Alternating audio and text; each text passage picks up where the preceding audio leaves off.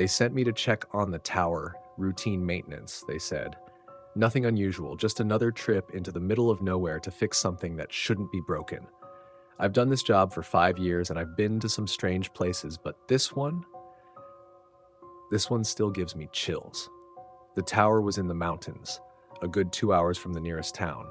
By the time I got there, the sun was dipping behind the peaks, and the air had that crisp, eerie stillness you only get in remote places.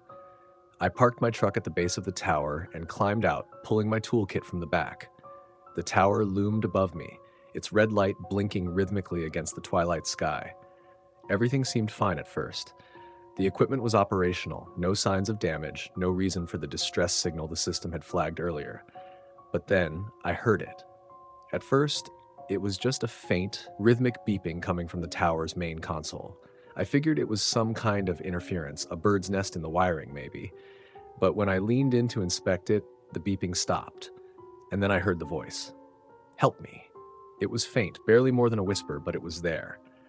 I froze, my hand hovering over the console. Hello? I called out, my voice sounding far too small in the vast emptiness around me.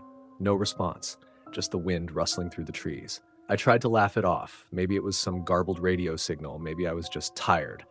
But as I packed up my tools, the voice came again, clearer this time. Help me. It wasn't coming from the console anymore. It was coming from the forest. I know I should have left. I should have gotten in my truck, called it in, and let someone else deal with it.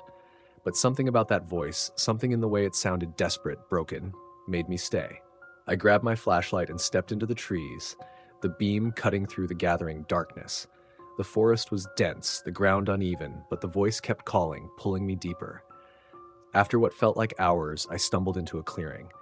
In the center was a small, weathered bunker, half buried in the earth and covered in moss. The door was slightly ajar, and the voice was louder now, echoing up from the darkness inside. Help me.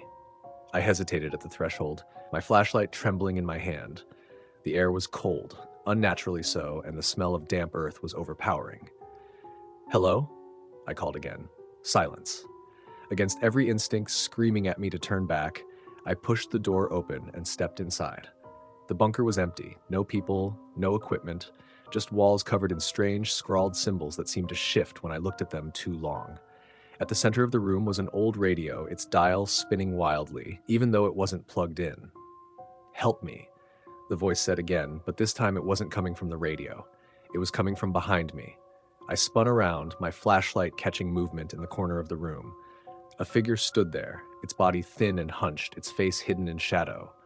Who are you? I demanded, my voice shaking. The figure didn't respond. Instead, it took a step forward, and I saw its eyes, glowing, empty, and fixed on me.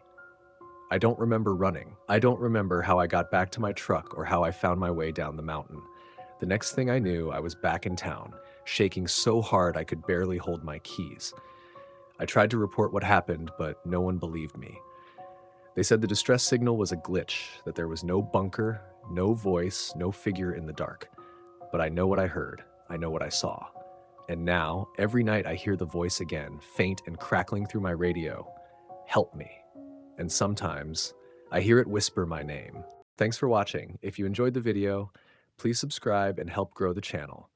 Your support means a lot and helps us keep bringing you more content.